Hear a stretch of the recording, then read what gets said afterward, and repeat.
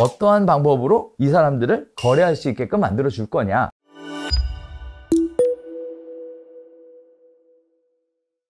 여기서 이제 한 단계 딱 진화하면 임대사업자에 대한 공부를 좀 하셔야 됩니다.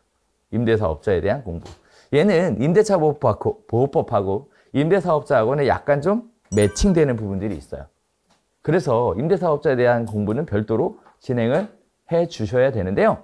이게 틈새 시장이에요. 임대차 보호법 이해하셨다면 임대사업자, 주택임대사업자에 대한 공부들을 좀 하시고 나면 뭐가 생기냐면 임대사업자를 시작하고 나서 8년 만기가 곧 돌아오고요.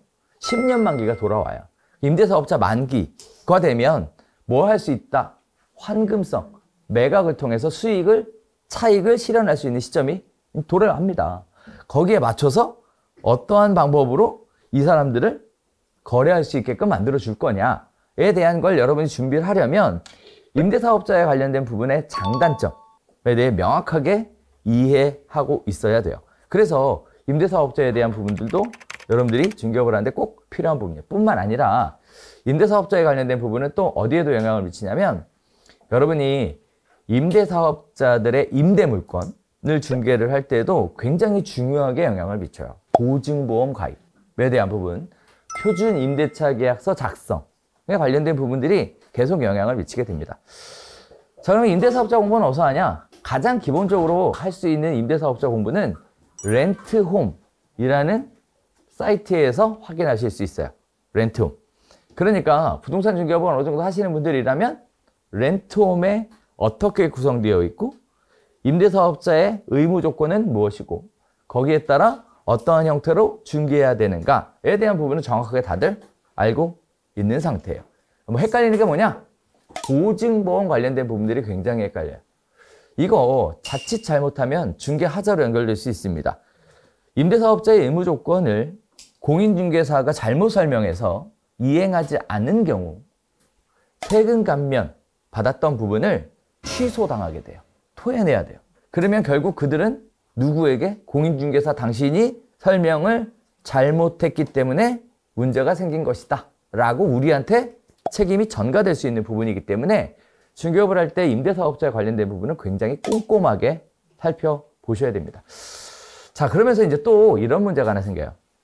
임대사업자인데 원래 갱신을 할 때 5% 이내에서만 갱신을 할 수 있어요.